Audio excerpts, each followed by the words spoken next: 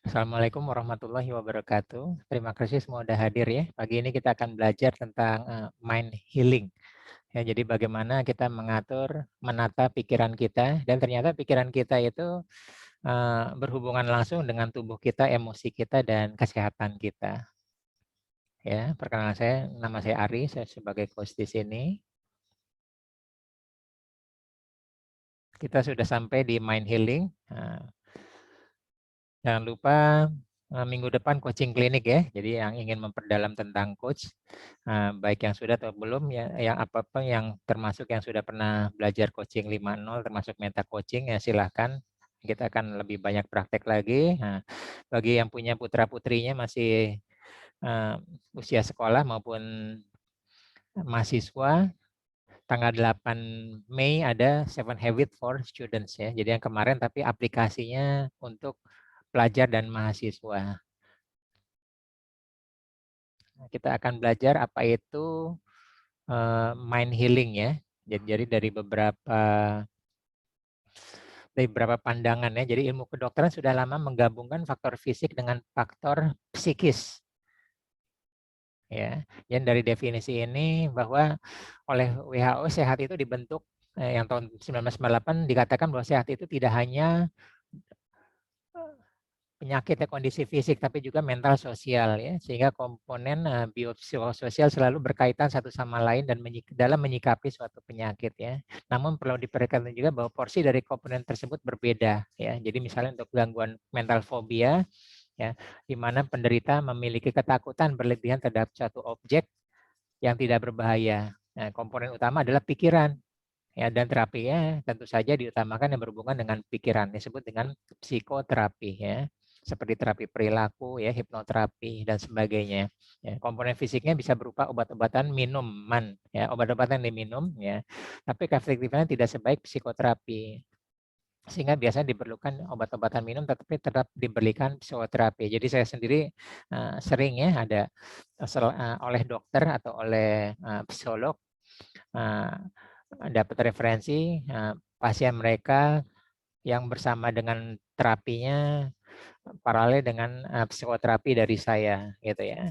Nah, ini adalah kalau dari pikiran ya, fisik mental ya. Sebaliknya jika seseorang mengalami kecelakaan ya sehingga tulangnya remuk, yang tentu saja harus dilakukan adalah operasi ya, segera. Tidak hanya terapi pikiran lalu kakinya tiba-tiba sembuh seperti sedia kala, enggak. Jadi disclaimer dulu ya, bahwa mind healing itu bukan segalanya ya. Kalau kita seperti itu keburu meninggal itu pasien ya, kecelakaan, mengalami kondisi pendarahan berat ya. Komponen pikiran dilibatkan dalam kondisinya lebih menghindari adanya trauma pada pasien yang berhubungan dengan kecelakaan yang dihadapinya. Ya kemarin ya saya bilang ya, mobil ngeremnya lama terus puk. Nah, habis itu dia melihat atau diri dia sendiri atau orang lain ya ada kecelakaan. Ya, atau menghindari munculnya depresi bila ternyata keputusan kakinya harus diamputasi dan sebagainya. Nah, seperti itu. Nah, jadi banyak juga orang misalnya saat pertama kali terdiagnosa, misal disebutkan diberitahu oleh dokter ya, terkena cancer itu banyak itu langsung drop ya, langsung down. Atau terkena yang lain, nah itu biasanya psikoterapi yang masuk di sana. Seperti itu, mengimbangi. Jadi ternyata faktor itu yang membuat kesehatannya terus menurun ya. Kalau tidak segera ditangani, cepat itu turun ya. Walaupun dia hanya misalnya dari 1C atau 2A terus bisa 2B, 2C dan sebagainya. Nah, itu harus segera ditanganin. Oke. Nah, selain itu ada juga contoh penyakit fisik yang sebenarnya akar pemalasan adalah dari psikis ya. Jadi kita sering lihat murid takut menghadapi ujian, ya, lalu perutnya sakit ya. Padahal tidak ingin buang air besar ya. Nah, jadi ada hubungan antara pikiran dengan fisik ya. Atau orang gugup diminta berbicara di depan umum ya, mual, tangannya bergetar atau berkeringat ya telapak tangannya, atau kepalanya pusing, sakit kepala, stres menghadapi masalah pekerjaan dan sebagainya. Kondisi ini sebenarnya menjadi sasaran utama dari mind healing gitu loh. Nah, saya sendiri pengalaman pertama ngajar dulu waktu eh, apa namanya, pekerjaan pertama sebagai trainer ya, trainer IT itu saya sempat tuh ya, namanya nggak pernah ngajar orang banyak ya, tiba-tiba banyak dari seluruh Indonesia, sempat blackout itu loh. Jadi ngelihat papan tulis itu hitam ya, saya tenang, mundur sebentar, mulai berangsur-angsur. Seperti itu. Jadi pernah mengalami seperti itu juga ya. Nah, di sisi lain juga ada penyakit psikis yang sebenarnya akar permasalahan adalah fisik. Ya, misalnya seseorang yang tumor otak yang tadi saya bilang ya, atau gangguan gagal ginjal. Ya, bisa juga suatu saat dia meracau, berbicara tidak jelas ya, mengalami hasil halusinasi ya, layaknya orang dengan gangguan mental. Tapi masalah utamanya harus ditangani, ini keluhannya akan membaik. Ya, maka intinya tidak ada yang superior dalam dunia kedokteran ya, fisik, mental ya, sosial dan sebagainya. Jadi semua harus bersamaan dan seimbang ya. Mind healing sebagai terapi utama bisa berhasil ya, namun tidak pada semua penyakit ya. Penyembuhan berbasis pengobatan fisik sebagai terapi utama juga bisa berhasil, namun tidak pada semua penyakit ya. Ada tugas dokter untuk menentukan mana penanganan yang lebih tepat untuk kondisi tertentu. Ya, tugas kita ya sebagai pasien hanyalah datang konsultasi, memeriksakan diri ya, baru boleh melakukan mind healing. Jadi harus tahu apa akar masalahnya apa gitu ya. Jangan kita putusin terlebih dahulu ya. Jadi banyak juga pasien misalnya sudah cancer stadium 3 putus asa ya, kemudian full ya melakukan mind healing ataupun terapi herbal ya. Nah, terapi herbal itu kan ada ada zat yang membuat dia tenang ya. Nah, saat itu ada kesalahan gitu ya. Nah, dia merasa dia lebih sehat. Nah, padahal itu adalah komponen zat penenang dari herbal tersebut. Nah, sementara kanker itu terus menggerogotin. Yang sering terjadi seperti itu ya. Jadi bagaimanapun boleh terapi herbal atau psikoterapi, tapi fase pengobatan kedokteran tetap harus dijalankan ya, karena dokter punya standar ya, gitu. Nah, sekarang pertanyaan nih, bisakah pikiran menyembuhkan tubuh? Ya, jawabannya relatif ya. Jadi dalam domain pikiran lebih dalam, pikiran adalah pengalaman subjektif. Nah, kita sudah mulai ada sedikit istilah ya. Nah, jadi pikiran itu adalah pengalaman subjektif ya. Ingat ya, saya ulangin apa beda objektif dengan subjektif ya. Subjektif sudah tergantung pikiran kita ya, kondisi state kita saat itu ya. Ego kita saat itu, emosi kita saat itu. Jadi bisa berubah-ubah. Orang lain aja subjektif bisa berubah ya. Dan kita juga berubah apalagi orang lain. Nah, tapi objektif ya, kalau namanya objektif harusnya sama dari sudut pandang, semua sama. Ya, kita pernah kemarin belajar reframe atau pernah belajar apa namanya, asosiasi disosiasi. Nah, begitu disosiasi itu harusnya jika subjektifnya dilepas, maka akan menjadi objektif ya, menjadi netral ya. Nah, dalam kesehatan klasik terpisah tuh antara pikiran dengan tubuh, disebut dengan dualisme Cartesian. Ya, jadi kalau ingin tahu tentang apa namanya metode pengobatan lama ya tentang pikiran, dulu ada dualisme Cartesian ya, menganggap bahwa itu adalah dua hal yang berbeda. Tapi dalam pemahaman modern ya, dengan penelitian-penelitian lebih lanjut ya, ternyata pikiran dan tubuh itu akhirnya merupakan satu kesatuan, diakui oleh pengobatan modern ya. Diakuin bahwa itu jadi satu kesatuan ya, karena semua listrik-listrik tubuh itu menyatu ya. Ya, otak dengan tubuh lain disatukan oleh aliran listrik ya, syaraf-syaraf. Jadi apapun yang terjadi pada pikiran, pada otak akan berdampak pada yang lain ya, arus listriknya. Listrik nanti membangkitkan hormon-hormon dan sebagainya ya. Jadi sekarang kita mulai belajar ya. Jadi yang disebut pikiran itu adalah domainnya adalah subjektif ya. Jadi maka dan tubuh itu adalah objektif ya. Jadi objektif itu apa adanya ya. Kenapa pikiran subjektif? Karena pikiran akan bisa berubah sesuai dengan state-nya ya. Pemahaman kita soal itu atau emosi kita saat itu atau ego kita saat itu atau kita terpengaruh oleh orang lain ya atau kita mensugesti diri atau disugesti orang lain. Nah, itu disebut dengan subjektif ya, termasuk kata halus dimanipulasi adalah kita membohongi pikiran kita sendiri ya. Nah, itu subjektif jadi bisa berbeda-beda. Nah, tapi kalau objektif itu apa adanya ya. Tangan saya nih sakit nih, aduh pegel. Ya benar seperti itu, apa adanya, gitu ya. Nah, ini subjektif inilah yang bisa kita manfaatkan dengan mind healing.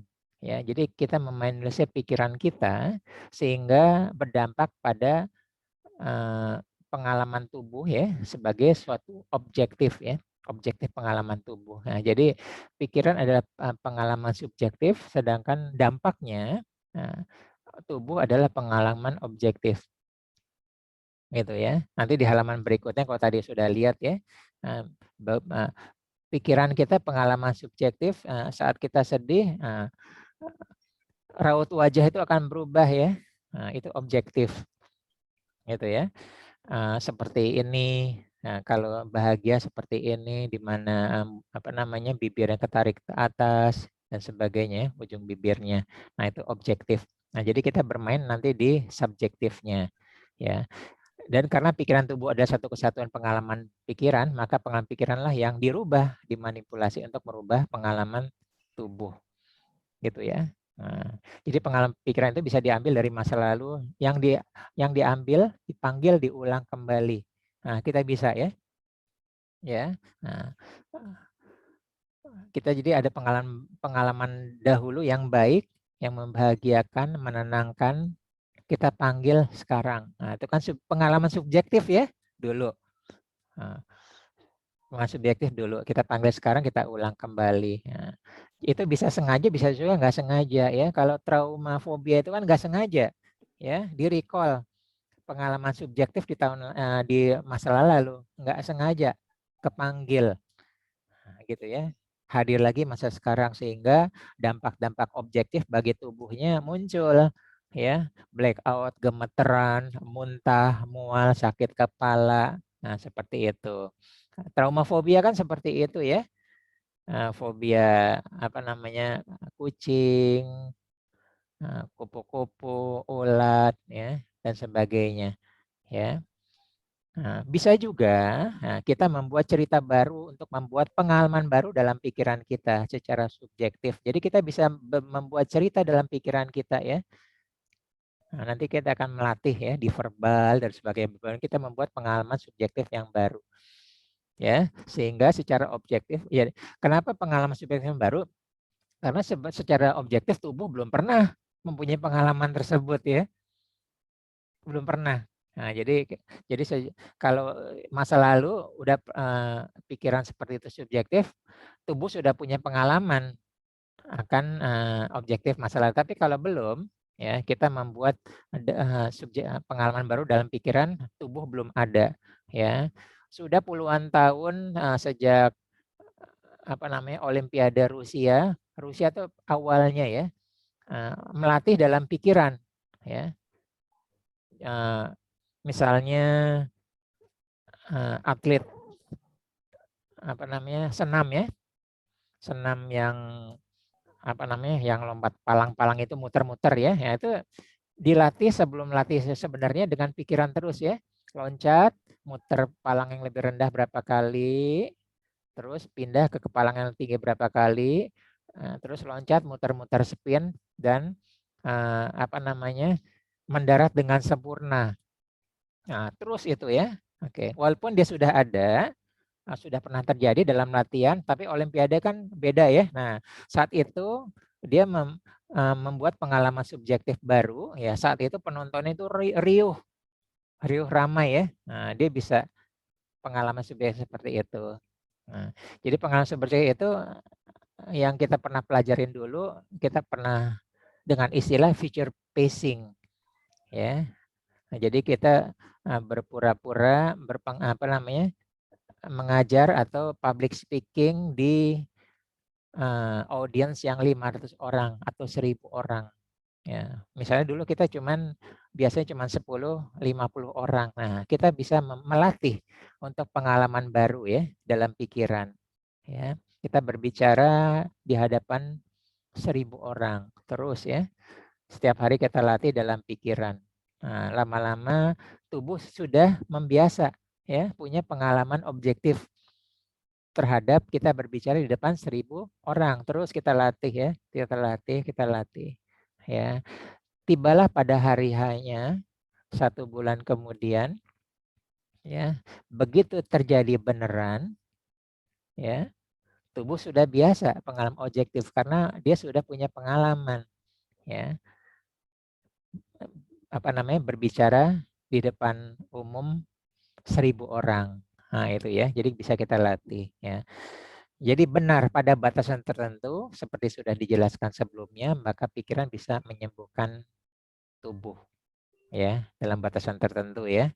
Nah, jadi tadi saya ngambil contoh yang bukan kesehatan. Nah, walaupun sebenarnya ada kesehatan ya, karena kalau wah ini pertama kali belum pernah, kalau kita tidak dilatih, begitu kita ketemu 1000 orang gemeteran itu ya, megang mic gemeteran, keluar keringat dingin. Tapi sebenarnya itu kan berhubungan dengan kesehatan juga ya, ketenangan pikiran.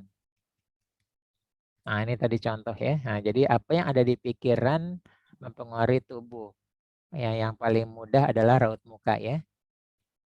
Nah, kita ini udah tahu bersama ya seperti ini. Oke, nah ini juga banyak lihat apa namanya saya tidak detail di sini, tapi ini banyak artikel atau jurnal yang membuktikan bahwa secara ilmiah bahkan secara udah banyak penelitiannya ternyata emosi tertentu berdampak terhadap anggota tubuh tertentu gitu ya. Kalau pikiran seperti ini, kalau cemas seperti apa. Kita tahunya paling gampang tuh biasanya cemas depresi kena lambung ya, itu paling gampang gitu ya. Nah, kalau dan lain sebagainya. Jadi kebanyakan kalau stres itu kesedihan apa-apa kebanyakan ke jantung misalnya seperti itu. Ya, kita tidak bahas seperti itu ya. Nah, intinya adalah apapun yang singkatnya ya, apapun yang ada di pikiran langsung mempengaruhi anggota tubuh gitu ya, dan emosi itu spesifik ya, emosi ini, pikiran ini, emosi ini, dan apa namanya spesifik ke anggota tubuh tertentu.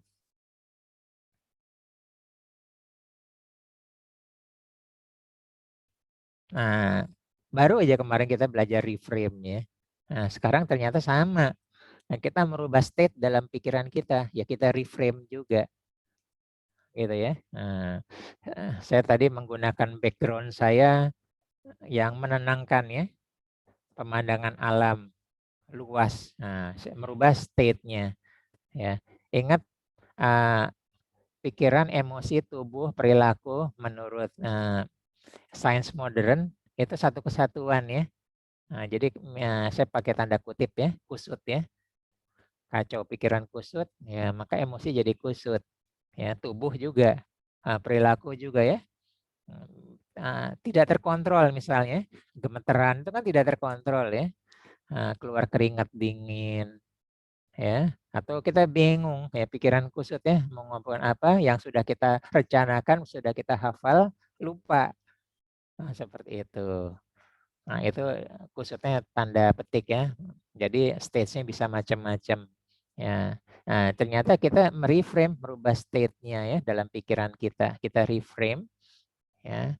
Kita menenangkan pikiran kita. Ya. Karena kita menenangkan pikiran kita, dampaknya langsung ya emosi, damai, tubuh, ya perilaku. Ya. Nah, supaya kita kalau kita sudah ada pengalaman sebelumnya lebih mudah ya. Lebih mudah ya, kita sudah pernah pengalaman itu kita tinggal panggil aja. Tapi kalau belum, nah kita perlu latih membiasakan diri ya. You fake it until you make it ya. Berpura-puralah sampai jadi beneran. Nah, jadi beneran. Jadi kita berpura-pura terus ya berlatih ya sesuatu yang kita manusia pikiran kita, lama-lama perilaku kita kita jadi biasa, jadi beneran. Seperti itu. Ya, nah ini contoh ya. Kenapa kita pentingnya perlu positive emotion ya. Tertawa ya, memeluk ya, bertemu dengan orang-orang yang kita sukai, kita cintai ya, atau menyediakan waktu dengan mereka ya, dan sebagainya. Ini dampak ya. Nah, sekarang kita akan belajar beberapa, banyak ya. Kita ambil 8 dulu gitu ya. Nah, kita ambil 8 dulu, ini yang intinya. Sebagian di sini kita sudah pernah belajar nomor 6 dan nomor 7. Nah, tapi nggak usah khawatir, yang baru pertama kali juga kita akan mengulang. Nanti kita ini ya. Dan sebagian juga nomor 7 saya sudah ada YouTube-nya, nanti boleh dipakai. Untuk lebih dalamnya nanti kita diskusi di Sabtu Minggu lewat WA Group ya. Nah, ini verbal healing ya. Yang ini NLP itu yang kedua itu kan linguistik ya. Nah, kekuatan NLP adalah linguistik verbal. Nah, kekuatannya sama dengan kekuatan pikiran ya. Karena ingat ya, pikiran mempengaruhi ucapan. Kemarin gambar ya, map is not the territory. Yang gambar kuning ya. Di kiri adalah bola dunia besar, dunia sesungguhnya di pikiran kita adalah internal reality ya. Jadi kemudian habis itu keluar di ucapan kita. Nah, jadi kita bisa menggunakan kata-kata positif untuk kesehatan kita, untuk ketenangan kita, untuk menyembuhkan kita ya, sugesti atau afirmasi. Nah, ini boleh banyak nih ya. Selama ini kan kita sering menggunakan ucapan negatif, wah santan nih, rendang nih, kolesterol naik gitu kan nih. Rendangnya nggak dapat, nggak dinikmatin gitu ya, kolesterolnya naik beneran ya, atau makan dikit aja di lemak. Enggak, kita tenang aja ya. Ya, makanan ini membuat saya sehat ya, membuat saya berenergi, sembuh dari penyakit ya. Minuman ini membuat saya titik-titik. Jadi ucapkan gitu ya. Bismillah ya, doa sebelum ini habis itu kita ucapkan makanan ini membuat saya, nah begitu gitu terus ya. Nah, kita mengucapkan seperti itu. Ya, kalau pernah lihat ya dampak ucapan doa terhadap air putih ya, banyak video di YouTube-nya. Ternyata air putih itu berpengaruh, kristalnya membuat kita lebih sehat ya. Jadi boleh seperti itu. Ada juga pengaruh penelitian yang ucapan yang baik terhadap tanaman ya, ucapan yang tidak baik terhadap tanaman juga ya. Ternyata ucapan tidak baik itu tanaman itu menjadi lebih layu ya. Itu banyak penelitian seperti itu ya. Kita bypass seperti itu ya. Nah, jadi termasuk juga makanan minuman ya. Nah, ibu-ibu di sini tahu ya, saat memasak dia memberi kalimat-kalimat positif ya, atau bersyukur. Udah banyak itu, udah rahasia umum ya. Udah mungkin di sini ibu udah banyak yang seperti itu ya. Begitu kita masak, kita gunakan kalimat cinta terhadap makanan kita yang kita sedang masak ya. Ini membuat keluarga kami sehat ya, bahagia ya, menikmati seperti ini. Ucapan seperti itu. Nah, itu disebut dengan verbal healing ya. Bisa bisa dari ucapan kita, keyakinan kita, bisa juga secara energi membuat makanan itu menjadi betul-betul sehat secara energi ya. Nah, kita tidak bahas secara energinya, di sini kita secara verbal dulu ya. Jadi kita biasakan ya, makanan ini membuat saya menjadi sehat ya, sembuh dari penyakit tersebut ya. Jadi kalau di sini ada penyakit tertentu ya, kita sebutkan aja seperti itu ya. Setiap itu menjadi doa kita sekaligus menjadi afirmasi kita.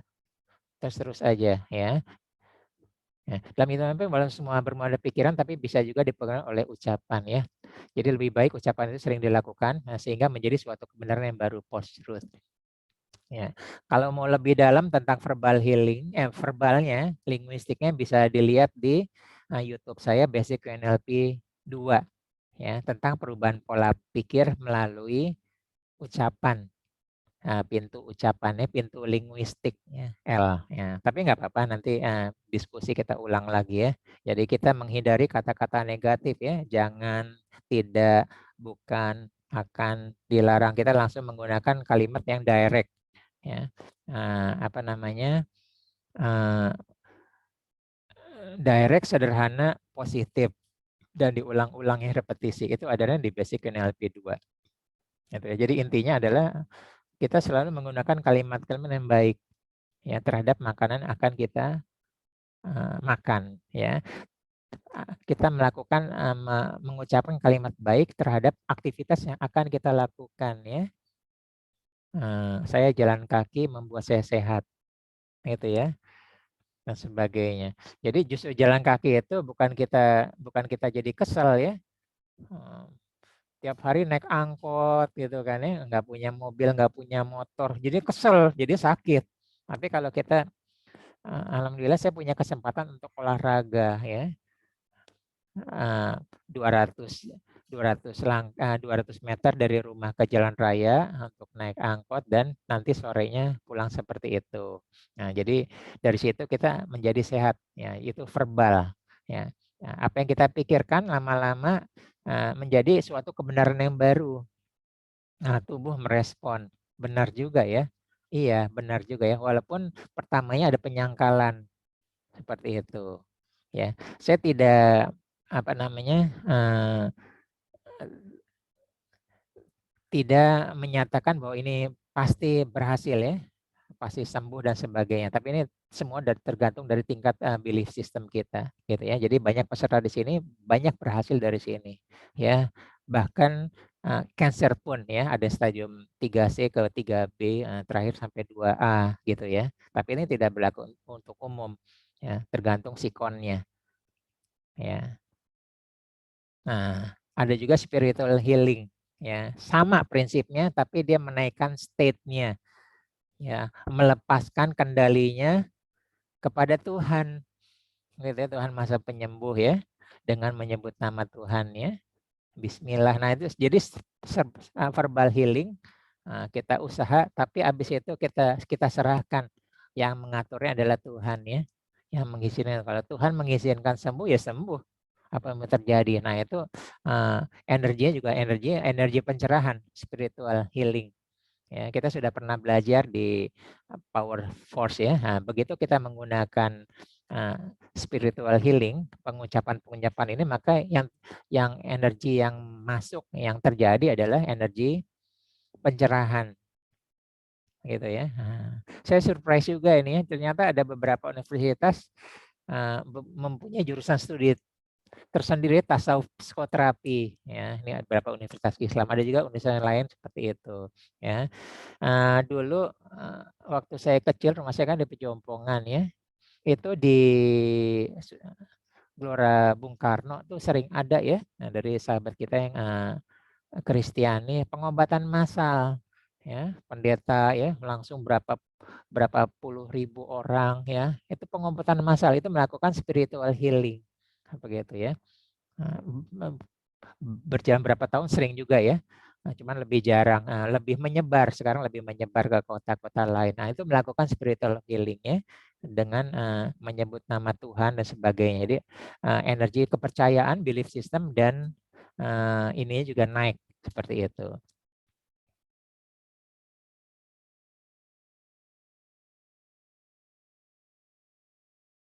Oke, nah jadi spiritual healing.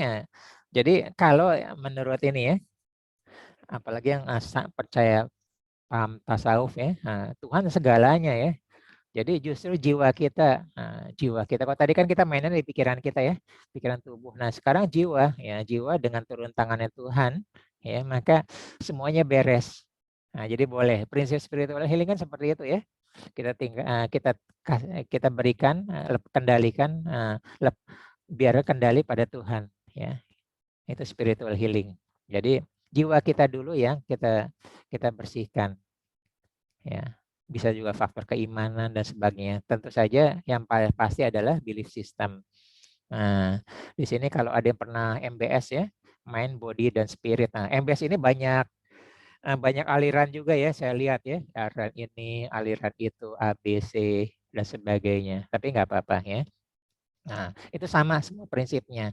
Nah, tapi di sini kita melakukan subjektif, pengalaman subjektif yang baru, tapi secara detail, gitu ya. Nah, jadi kita bisa, tadi kan kita mengucapkan ya, mengucapkan makanan ini membuat saya sehat, membuat saya sembuh dari penyakit. Nah, kita boleh juga prosesnya itu kita latih ya, kita latih ya. Jadi saat kita mengunyah makanan kita 33 kali ya nggak persis juga ya. Nah, kita sambil bersyukur, kita mengucap dan kita merasakan ya bahwa makanan itu menjadi halus oleh kunyahan gigi ya. Nah, fungsi air liur ada mematikan kuman-kuman penyakit gitu ya. Terus ada enzimisasi ya, di mana zat-zat tertentu sudah dipecah oleh enzim-enzim yang ada di air liur kita ya.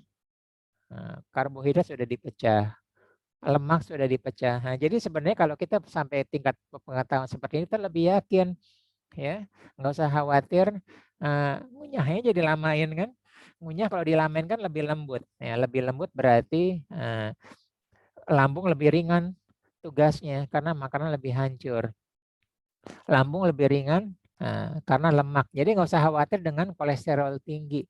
Karena dengan mengunyah lebih lama, ya lemak itu sudah dipecah ya di air liur kita. Jadi menjadi gula sudah dipecah jadi gula sederhana dan sebagainya. Nah itu Mind Body MBS ini bervisual seperti itu ya. Tubuh melakukan seperti itu ya. Begitu menelan apa namanya dari tenggorokan sampai eksofagus, usus itu melakukan gerakan peristaltik meremas makanan ya. Nanti lambung direndam ya. Jadi kita boleh ya lambung merendam makanan, kuman penyakit mati ya, halus dan sebagainya diserap oleh usus. Nah, kita sering melakukan visualisasi. Ingat ya tadi tubuh adalah objektif, pengalaman objektif.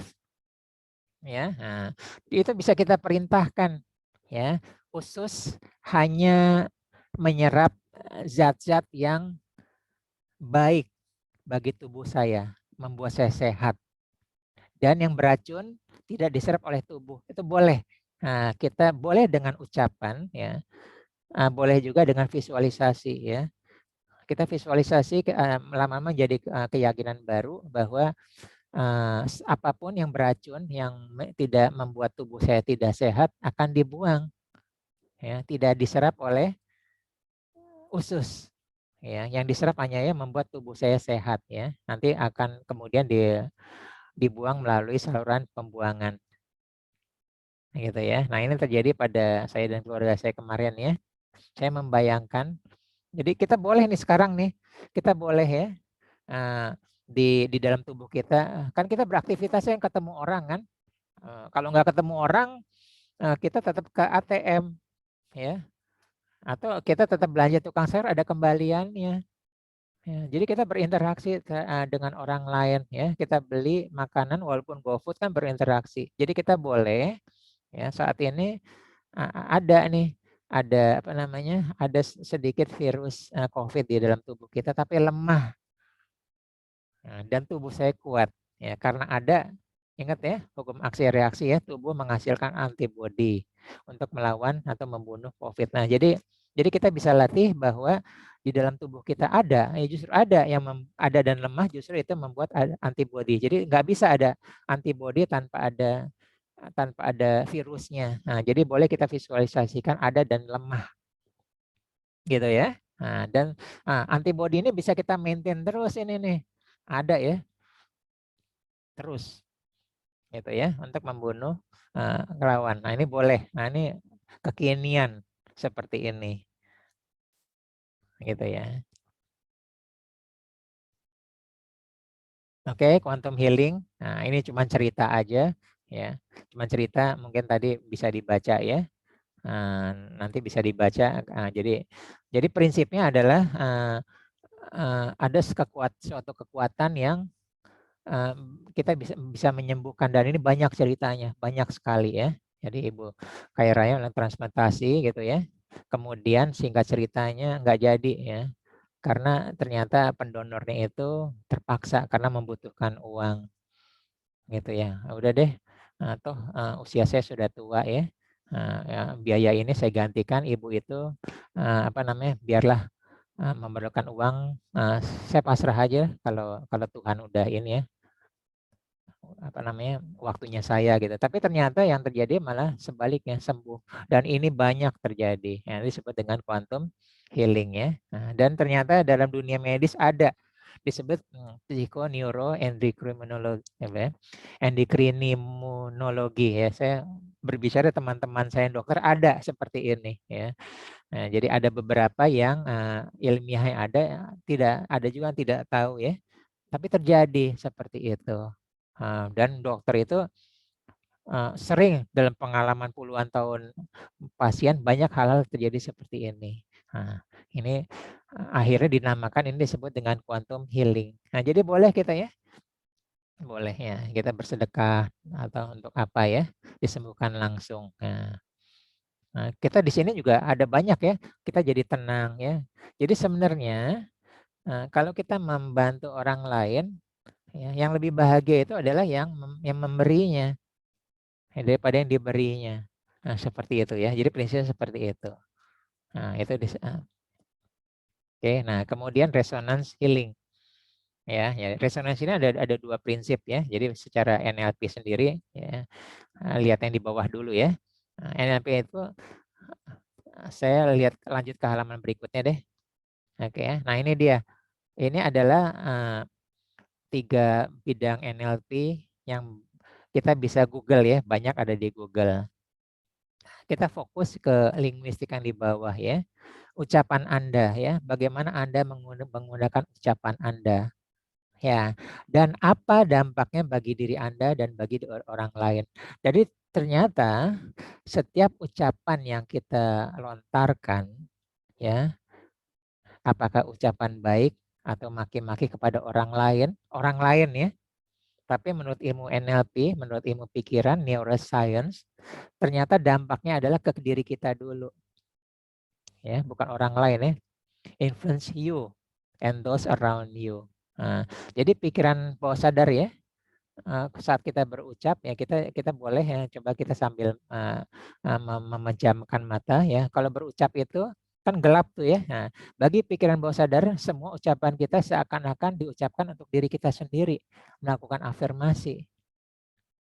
Nah, itu prinsipnya seperti itu ya. Nah, hati-hati dengan apa yang kita ucapkan ya. Kita maki-maki orang lain sebenarnya kita memaki-maki diri sendiri. Nah, ini dari ilmu linguistiknya NLP ya, belum dari ucapan ya. Kalau agama kan bilangnya doa ucapan kita dikembalikan oleh malaikat ya. Terus di ping ya, pingpong. Nah, makanya ucapannya baik-baik aja ya, kan itu. Nah, ini dari segi ininya saya balik lagi ya. Nah, yang kita sudah pernah belajar ilmu resonansi ya, nah, udah tahu ya, poin kedua di bawah, nah, itu energi vibrasi atau law of attraction ya, energi yang getaran yang kita keluarkan dari tubuh kita akan kembali lagi kepada kita dan dia akan mencari energi yang sama, frekuensi yang sama akan kembali seperti itu ya. Nah, jadi untuk orang lain, ucapkanlah hal-hal yang baik-baik saja. Resonance healing ya, kamu sehat ya, baik ya, kamu orang baik ya, saya doakan rezeki kamu lancar, nah gitu ya, sehat-sehat ya. Nah, sekarang NLP sudah banyak diterapkan di mana-mana ya, kita sudah biasa mendengar orang menggunakan kata sehat-sehat lagi ya, bukan di mana 5 tahun dan sebelumnya orang sering mengucapkan semoga sehat ya, semoga lekas sembuh gitu ya. Tapi dengan masifnya NLP sekarang orang sudah menggunakan sehat-sehat ya. Nah, apotek sendiri tulisannya bukan semoga lekas sehat ya. Udah nggak ada ucapan seperti itu di bungkus itunya. Dan dia setelah pas menyerahkan ke kita sehat-sehat ya, seperti itu. Nah, jadi sudah masuk seperti itu. Nah, resonance healing ya. Jadi boleh. Nah, jadi sebenarnya poin 3 penjelasan di bawah makan ada 3 ya. Kalau kita masuk ke spiritual ya, malaikat akan mengembalikan apa yang kita ucapkan. Doanya orang lain dikembalikan kepada kita gitu ya. Tapi sini saya batasin 2 dulu ya. Nah, jadi secara apa namanya neuroscience begitu dan secara vibrasi seperti itu. nanti ada juga spiritual ya. Nah, jadi kita gunakan ucapan yang baik-baik saja, ya, doa yang baik-baik saja, ya. Nah, ingat bagi pikiran bawah sadar seakan-akan sedang berbicara pada kita, gitu aja prinsipnya.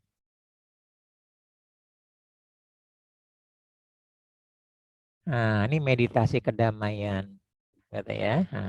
Nah, di sini ada yang baru, ada juga yang sudah pernah ya. Nah, jadi pada prinsipnya adalah ingat tadi gambar state ya, gambar state yang di awal. Nah, jadi kita kita pilih ya, kita pilih suatu suatu tempat yang membuat kita merasa damai ya. Yang suka di alam pegunungan seperti gambar saya tadi ya, saya menyukai tempat itu, maka tadi saya pilih ya.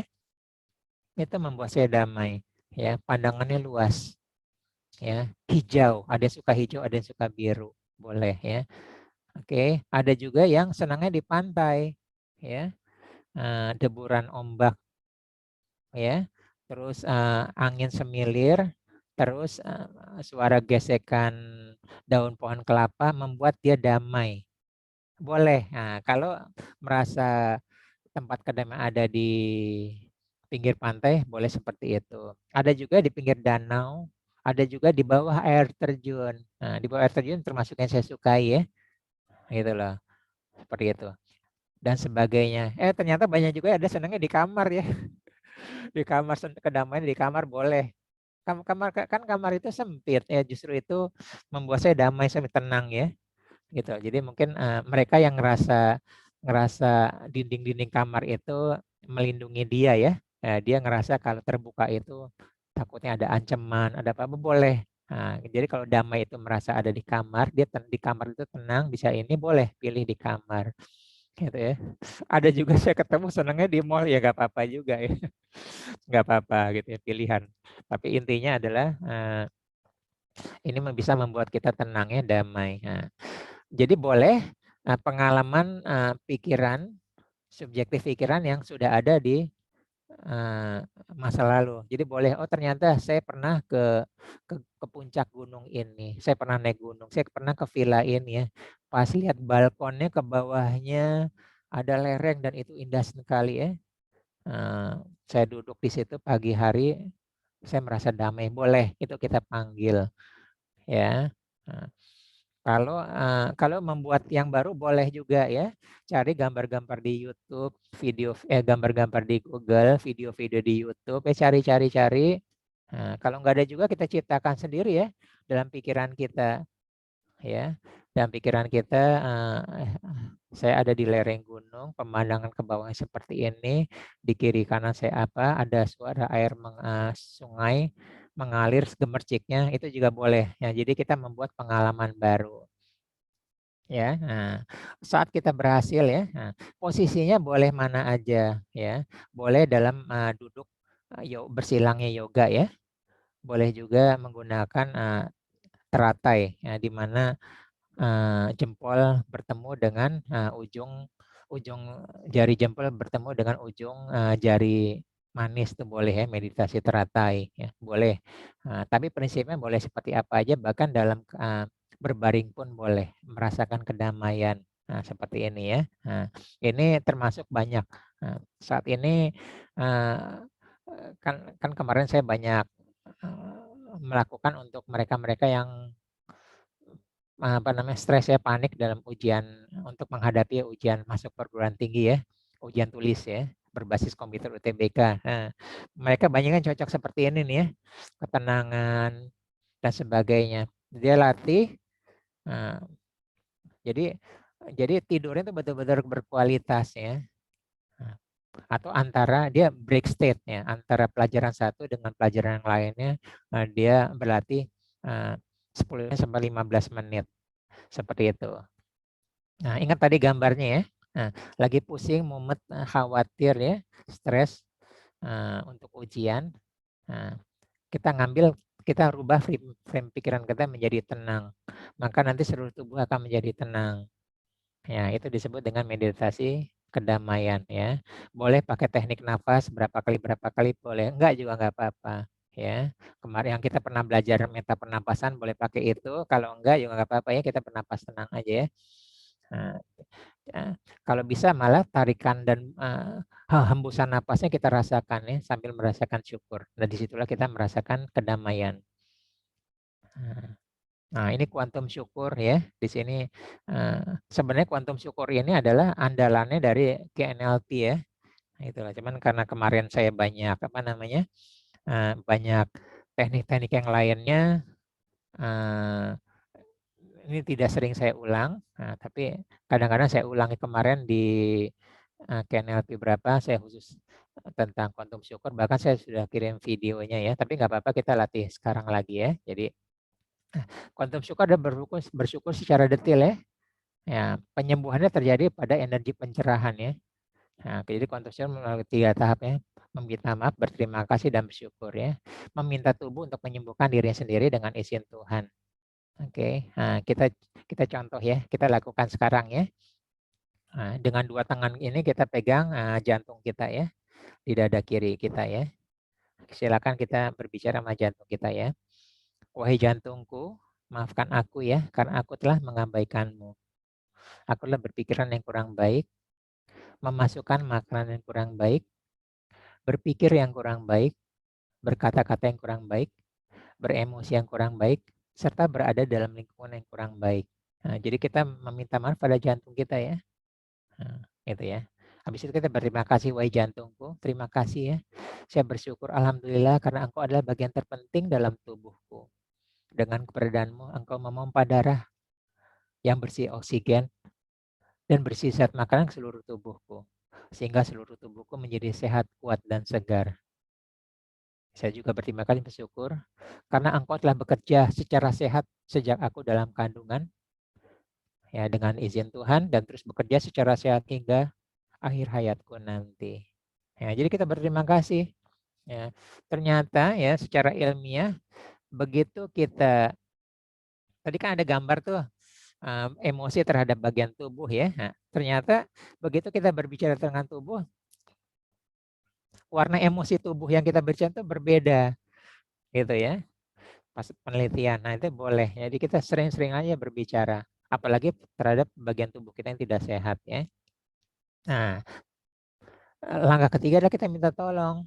Ya, jadi pada prinsipnya tubuh diciptakan bisa menyembuhkan dirinya sendiri. Nah, makanya kita tolong ya, wahai jantungku, bantu aku dengan izin Tuhan.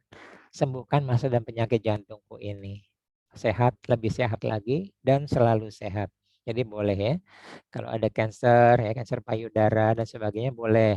Ya, kalau kita lagi migrain, kita bicara dengan otak kita pegang otak kita dan sebagainya. Ya, nanti kalau ada pertanyaan bagaimana kalimatnya, nanti saya bisa dibikin di WA group. Ya, tapi secara umum banyak bagian tubuh saya udah ada YouTube-nya ya. Nanti kayak yang belum tahu, nanti saya kirim link-nya, gitu ya. Nah, jadi pikiran kita kita rubah state-nya menjadi state bersyukur. Sudah selesai? Belum. Nah, state bersyukurnya kita bikin secara detail. Ya. Nah, jadi bersyukur itu boleh, kita bersyukur alhamdulillah saya sehat. Boleh, bagus ya. Tapi lebih bagus lagi kalau kita satu-satu. Ya, prinsipnya seperti ini ya. Misalnya saya pemimpin perusahaan, karyawan saya ada 10.000 ya. Per Desember 2020 perform perusahaan saya gitu ya. Nah, Januari 2021 hari pertama kerja ya, misalnya tanggal 4 ya, atau hari Selasa tanggal 5 dan sebagainya. Januari saya melakukan kick off meeting, semua karyawan saya ya hadir ya. Kalau sekarang misalnya virtual ya, gitu ya. Coba dari 2 pilihan ini mana yang menyentuh karyawan tersebut ya. Pilihan pertama, wahai seluruh karyawanku, kita bicara ke 10.000-nya ya. Terima kasih karena kerja keras kalian, kecintaan kalian, keikhlasan kalian, sehingga perusahaan kita perform ya, mencapai target sampai Desember 2020. Senang dong karyawan ya, saya dihargai. Terus yang kedua, saya melakukan itu, tapi secara personal ya, saya memuji satu persatu ya, direktur keuanganku ya, terima kasih ya. Anda menjaga cash flow perusahaan ya. Cash flow itu adalah aliran darah dari perusahaan ya. Cash flow terhenti, pucat, bisa mati itu perusahaan. Dan saya berterima kasih Anda telah melakukannya dengan baik. Gitu ya. Mengatur perusahaan untuk 10.000 karyawan. Terima kasih, terima kasih, terima kasih. Ya. Kemudian saya bicara dengan direktur HRD. Terima kasih ya. Anda dan tim sudah meng-hire karyawan-karyawan yang profesional, ditempatkan tempat pada bidangnya. Ya, dengan pelatihan-pelatihan yang Anda susun sehingga mereka bisa perform dalam pekerjaannya dengan peraturan-peraturan kedisiplinan. Terima kasih. Semua 10.000-nya saya dengan waktu yang saya atur, sampai office boy pun saya berterima kasih pada office boy saya. Office boy saya sebutkan namanya. Terima kasih ya. Ya. Saya datang, ruangan sudah bersih, AC sudah nyala, sudah wangi, sudah bersih. Ya. Belum lama saya duduk, datang kopi kesukaan saya dan seterusnya itu. Terima kasih ya.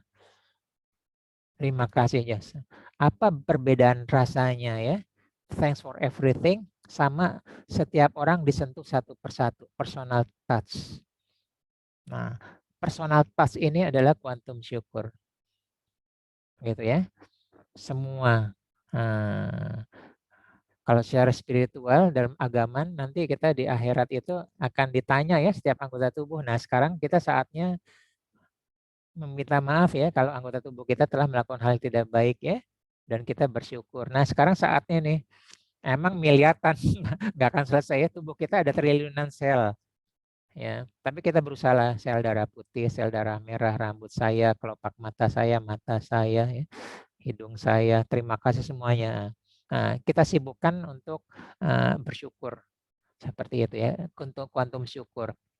Jadi detail, kecil, wah tenang itu pikiran kita. Jadi frame pikiran kita reframe terhadap sesuatu yang kecil ya. Jadi mirip seperti fotografer ya.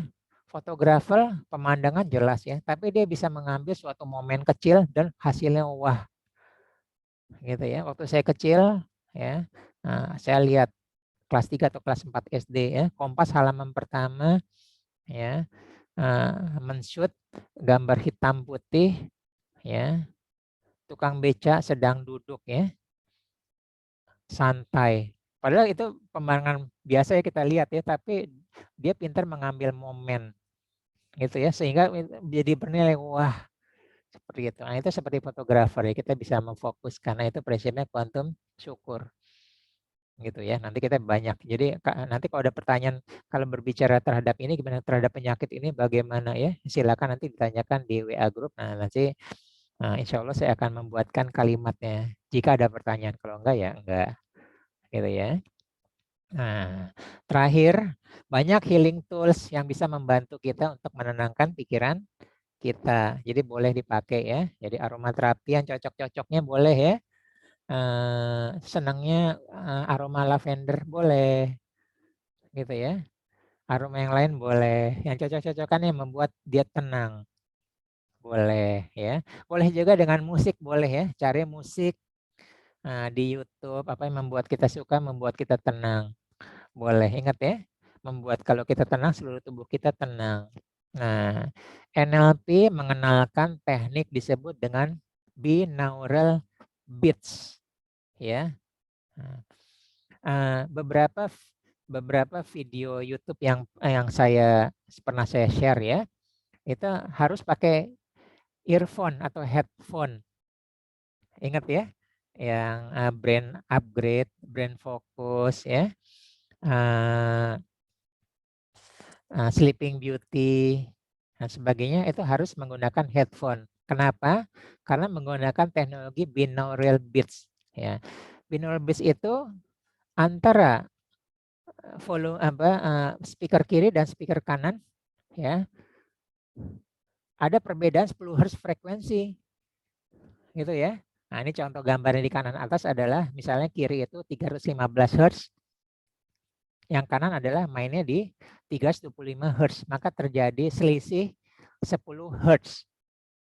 Gitu ya. Nah, dalam teknik lain ada cuma 5, ada juga 15 boleh. Nah, saya pakai yang rata-rata 10 Hz-nya.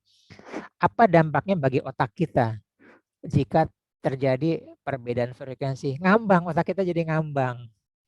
Nah, jadi fly. Gitu ya. Nah, itu disebut dengan binaural beats. Nah, itu membuat ya karena ngambang ke fly, aliran darah di otak itu jalan.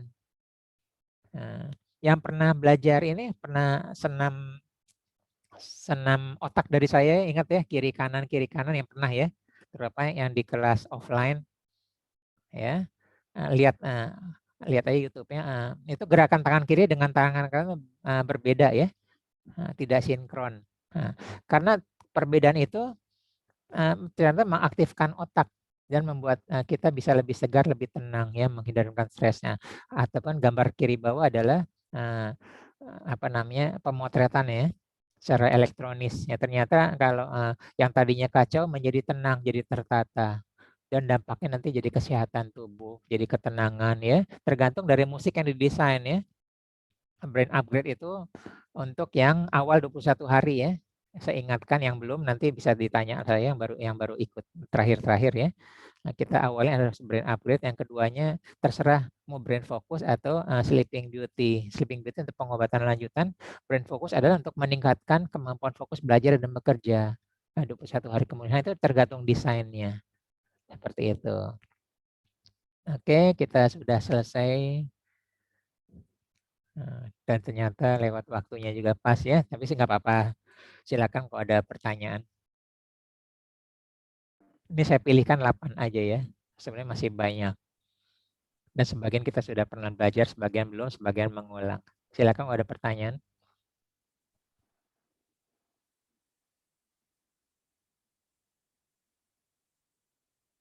Ini contoh gambar yang belakang saya ya.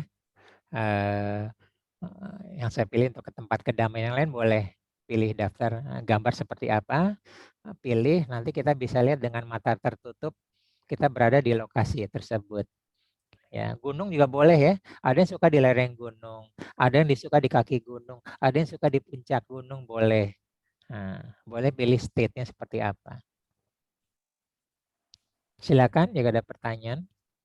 Pagi Pak Ari, mau tanya Pagi Pak. Bu Susan, ya. Tapi yang tadi yang di depan-depan kan kita apa yang kita pikirin tuh Pak ya, Ya.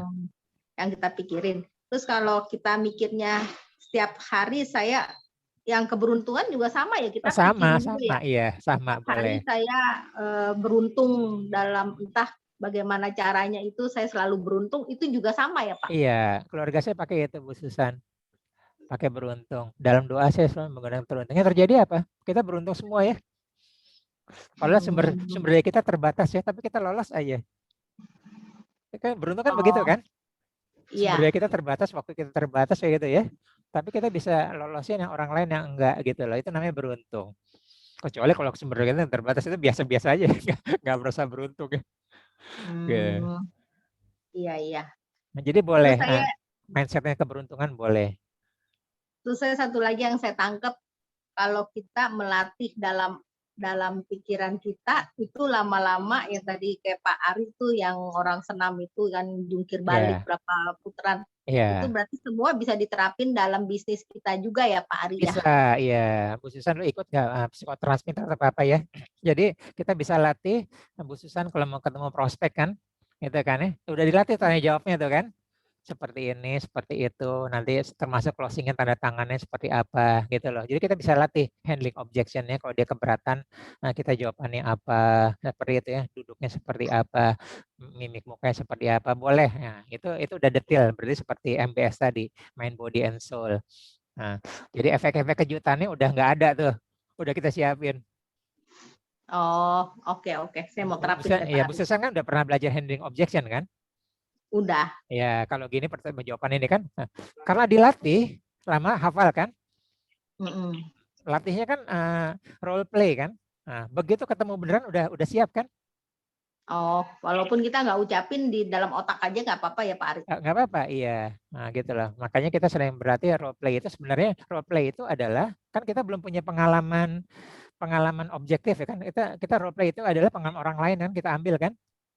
Kita latih kan, latihannya apakah Zoom apa atau kita latihan benar-benar ya dari salaman, ketemu cara duduknya, kita kan role play kan. Nah, itu adalah bagi tubuh pengalaman objektif yang baru.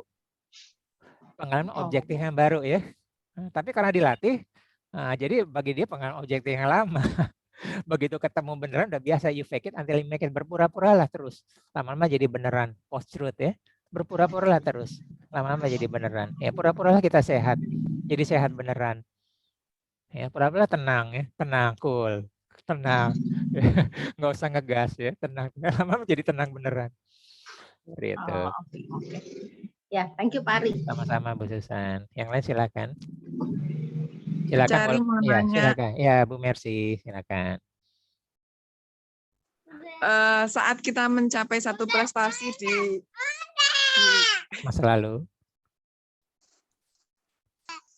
kita prestasi di lingkup kerja kita misalkan, terus teman kita bilang, ya iyalah kan kamu pinter gitu misalkan, kamu bisa. Nah, terus kita menjawabnya, oh enggak kok, ya karena saya beruntung aja gitu. Sebetulnya ucapan seperti itu tuh benar apa salah ya Coach? Makasih Coach. Ya, sebenarnya Bu Mercy bisa menggunakan kata Masya Allah kan? Udah tahu prinsip Masya Allah itu ya, menggunakannya kata Masya Allah. Gitu lah. Jadi Masya Allah itu untuk apa namanya, kita tidak menolak tapi kita juga tidak merasa sombong. Seperti itu. Gunakan kalimat itu aja ya, kalau kita dipuji ya. Alhamdulillah. Tapi kita kan lebih tepatnya menggunakan Masya Allah ya. Seperti itu. Prinsipnya tahu Bu Masya Allah seperti apa ya? Masya Allah tabarakallah. Bisa dijelasin lagi Coach? Oke, jadi prinsipnya gini ya. Jadi kalau kita mendapat pujian ya kita ada dua, antara meningkatkan kesombongan kita ya atau kita antara mengabaikan ya. Nah, saya takutnya kalau kita kesombongan itu karena diri kita, enggak, itu kan karena Tuhan ya. Nah, itu semua udah Tuhan lah gitu ya. Udah Tuhan yang turun tangan sama kita ya, memberi jalan kemudahan. Kalau kita bilang keberuntungan seperti itu kan. Nah, jadi keberuntungan itu sebenarnya Tuhan dengan alam semestanya sudah mendukung ke arah kita. Nah, kita sebenarnya kalau dalam Islam itu mengucapkan Masya Allah itu sebenarnya seperti itu ya. Ya itu udah Tuhan yang mengatur ya. Apalah saya ya. Kalau saya bisa pintar karena ini ya. Ini tangan semua kan pinjaman ya. Nah, seperti itu. Enggak ada yang kita sombongkan. Nah, kira-kira seperti itu. Tapi jangan menyangkal. Kalau menyangkal itu bisa jadi doa. Bu Mercy kan tadi menyangkal ya, kalimatnya kalimat penyangkalan kan tadi kan? Iya. Nah, jangan. Itu yang dikoreksi. Oh, iya. Ya, Kasihan kan, kita udah pintar, tubuh kita tiba-tiba kita sangkal. Gitu ya. Justru kita berterima kasih tubuh kita pintar ya. Tapi kita naikin tadi ke spiritual ya, spiritual healing ya. Siapa yang membuat kita jadi pintar? Tuhan kan. Nah, itu kita kalau naik sampai ke spiritual healing. Nah, seperti itu. Dan ternyata emang spiritual healing itu lebih banyak menyembuhkan, lebih banyak tenang gitu loh. Kenapa begini? Ya, Tuhan sudah ngatur. Kita dapat momentum. Betul, bukan kan kalau keberuntungan itu kita dapat momentumnya tepat ya. Entah gimana tepat aja momentumnya. Dan kita beruntung. Siapa yang ngatur itu? Nah, kira-kira seperti itu. Oh, berarti verbalnya yang kita ubah ya. Iya, jangan kalimat yang negatif tadi itu dihapus ya. Batal. cancel. Nah, jadi kita biasakan kalau kita salah ucap ya, langsung kita cancel. Atau kita bayangkan, jadi sebenarnya gini, kalau kita menarik sesuatu lambat, ya, jadi ibarat layangan ya, layangan kita tarik kan, lambat. Nah, membangun rumah itu lambat kan, bisa 6 bulan kan, 3 bulan, 6 bulan ya, apalagi proses dari awal ya, desain dari arsitek dan sebagainya. Tapi menghancurkan itu cepat. Nah, jadi prinsipnya gitu ya. Kalau kita salah omong, ya, nanti akan terjadi kan. Nah, langsung kita cancel. Nah, kita bayangin kita pakai gunting juga boleh ya. Layangan itu kita gunting. Nah, putus. Makanya tadi yang jeleknya nggak jadi datang. Nah, seperti itu boleh itu untuk meningkatkan belief system kita. Jadi boleh. Jadi kalau nggak sengaja, astagfirullah, cancel. Atau kita bayangin kita putus tali layangan, seperti itu aja. Kita latih kalau sering mengucapkan negatif ya, supaya tidak terjadi. Ya, terima kasih Coach Ari. Ya, sama-sama. Jadi mirip ya kalau kita mimpi buruk ya, kita meludah ke kiri 3 kali ya. Jadi apa yang mimpi buruk itu kan permainan pikiran ya.